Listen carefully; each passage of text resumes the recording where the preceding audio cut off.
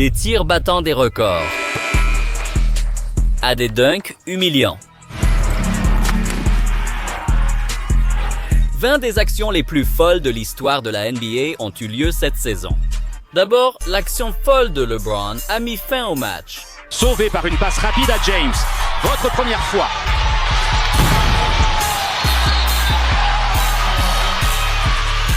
Même si mon rayon de soleil a aidé les Lakers à gagner, le numéro 19 était encore plus fou car Josh Hart a frappé un gars par derrière.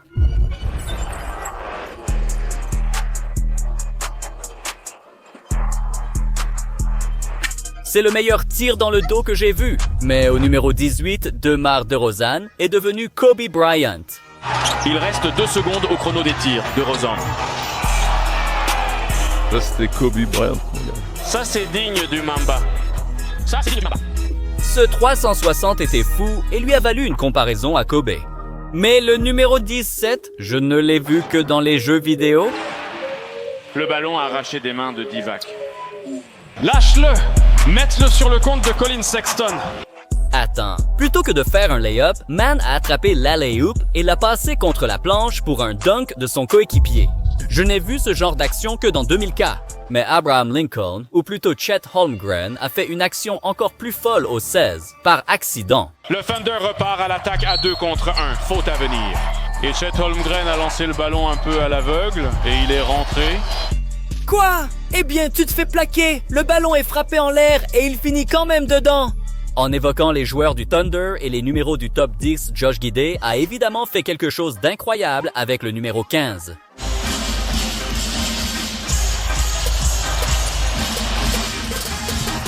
Depuis l'arrière, il était sur le dos. Le gars a vraiment marqué en étant assis, ce tir était incroyable! Au numéro 14, Jalen Green a réalisé une action encore plus folle sans regarder.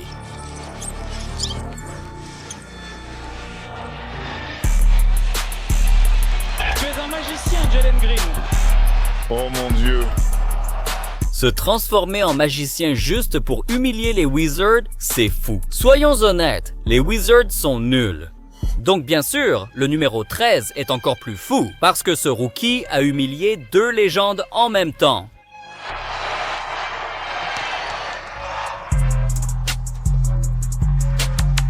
Oui, ce gars a surpassé l'un des meilleurs meneurs et défenseurs pour marquer à 3 points. Mais au numéro 12, James Harden a réalisé une action décisive de 4 points. Harden. C'est pour prendre l'avantage. Avec la faute, 2 points. Et bien sûr, Garçon à la barbe s'est avancé sur la ligne pour compléter son action à 4 points, ce qui a finalement aidé son équipe à gagner le match.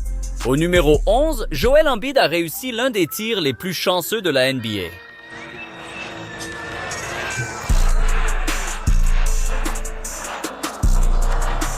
Je ne savais même pas qu'un tel tir était possible. Mais aussi fou que cela ait été, maintenant que nous entrons dans le top 10 des actions les plus folles de cette saison, il est temps de passer à un tout autre niveau de folie. Comme des tirs ayant établi des records si fous qu'ils resteront inégalés, ou des dunks si sauvages qu'ils ont envoyé un joueur à l'hôpital. Revenons maintenant aux actions les plus folles de la saison. Comme quand Steph Curry a humilié un joueur qui s'est retrouvé ridiculisé sur Twitter. Ce sont des moyens pour écarter Brooks. Oh, il l'a dribblé en croisé. Laisse Brooks passer à toute vitesse. Steph ne s'est pas contenté de dribbler le gars plusieurs fois. Il a vraiment couru sur le terrain en faisant la même tête choquée que le gamin dans Maman, j'ai raté l'avion. Mon film de vacances préféré, Maman, j'ai raté l'avion, me rappelle quand Macaulay Culkin court dans la maison, je ne sais pas pourquoi. Tu me connais, ils aiment juste s'amuser ici. Le mème a circulé sur Twitter et les fans avaient encore beaucoup à dire, comme « Brooke ressemble à mon papy quand il me défend ». Un fan a dit « Steph a humilié un clown ». Et mon préféré, Dillon Brooks fait vraiment penser au pote qu'on emmène à la salle juste parce qu'il a la voiture. Mince, ils ont vraiment donné l'impression que Brooks ne devrait même pas être basketteur après ça. Mais au numéro 9, il n'a pas suffi d'1 ou 2 joueurs pour réussir une action.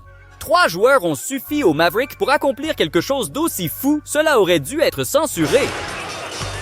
Keyonte George percute Luka sur le terrain.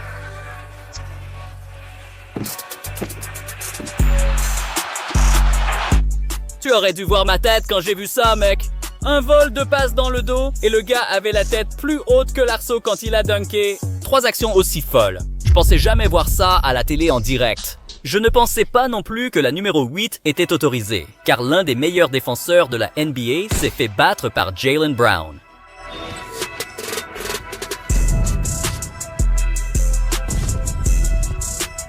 Jaylen a mis un adulte à terre comme s'il ne valait rien.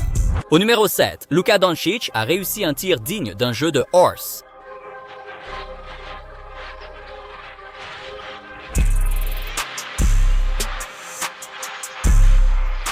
Et on ne mentionne même pas que le gars avait déjà 46 points. Avec le temps qui passait, il a réussi un tir à une main, offrant la victoire à son équipe. Mais aussi fou que tout cela puisse paraître, au numéro 6, Nikola Jokic avait encore moins de temps, était encore plus loin du panier, et personne ne s'attendait au miracle qui allait se produire.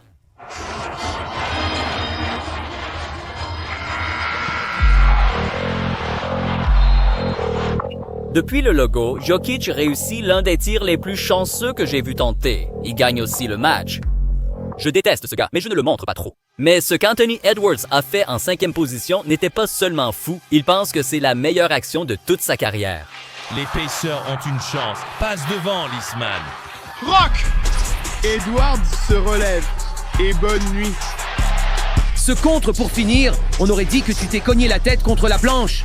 Je me suis cogné la tête contre l'arceau, j'ai mal et je suis retombé sur mon poignet, je l'ai vu arriver dans la raquette. Je savais qu'il tenterait le lay-up, alors j'ai voulu le contrer. Je n'ai jamais sauté aussi haut.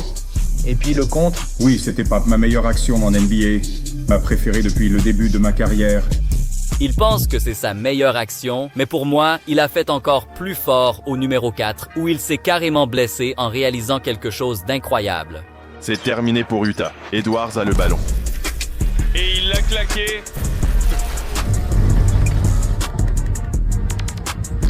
Maintenant, je ne sais pas ce qui était le plus fou, mec. Le dunk en lui-même, ou le fait que le gars a failli se casser le doigt pour le réussir. Je n'ai pas réagi car je me suis déboîté le doigt, tu vois? Sur ta main gauche, en plus. Je n'ai pas pu réagir à ça. J'aurais aimé pouvoir réagir. J'aurais vraiment aimé. Ça, c'est fou. Mais aussi fou que le numéro 3? Carrément pas. Max Strus était sur le point de faire quelque chose qui non seulement allait choquer toute la NBA, mais aussi faire gagner à ses fans des centaines de milliers de dollars. À quelques minutes de la fin, l'équipe de Max avait 10 points de retard. Il a alors enfilé sa cape, quitté le banc et s'est mué en LeBron à son meilleur. Mitchell subit un contact de Hardaway. Strus tente et réussit un tir à 3 points. Mitchell passe à Strus, qui poursuit sur sa lancée et réussit encore. Garrett sert Strus, qui enchaîne. Ah, mon Dieu. Man s'est surpassé et a réussi 4 sur 4. Non, laisse-moi prendre ce 4 sur 4. Mais il n'allait pas s'arrêter là, parce que maintenant, mené d'un point avec seulement quelques secondes restantes, il était sur le point de réaliser quelque chose que nous ne reverrons jamais. Strus du centre du terrain. Tu crois à ça? Incroyable, il a vraiment marqué le panier décisif de si loin, évidemment que ça allait rester dans l'histoire. Ce n'est pas juste le deuxième panier décisif le plus lointain de l'histoire NBA et l'équipe Max n'a pas seulement célébré en l'arrosant. Son tir a offert 50% de réduction aux fans des Cavs sur les billets du prochain match, leur faisant économiser des centaines de milliers.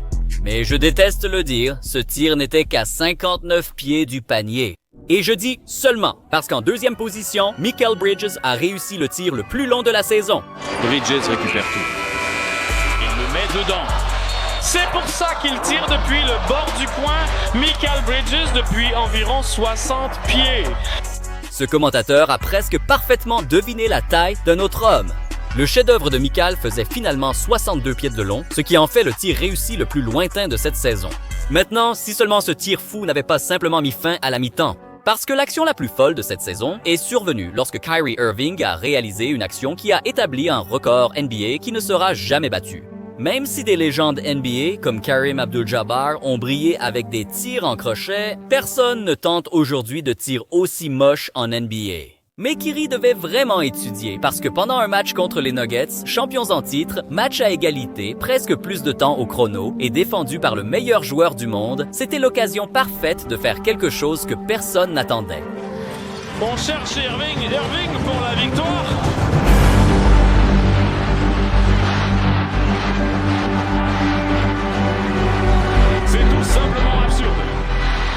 Fin du match. Et le gars l'a fait de la main opposée avec ce que beaucoup ont appelé l'un des, voire le plus grand panier décisif de l'histoire. À 6,40 mètres, le hook de Kyrie est le tir décisif en crochet le plus long de l'histoire de la NBA. Je pense qu'aucun joueur ne tentera de battre ça et qu'aucun de vous n'essaiera de courir avec des joueurs NBA. Dans cette vidéo, on trouve des supercars à 5 millions de dollars et des chars blindés résistants aux roquettes anti-chars. Un joueur conduit une voiture plus rapide que des avions. Cliquez sur cette vidéo, les gars.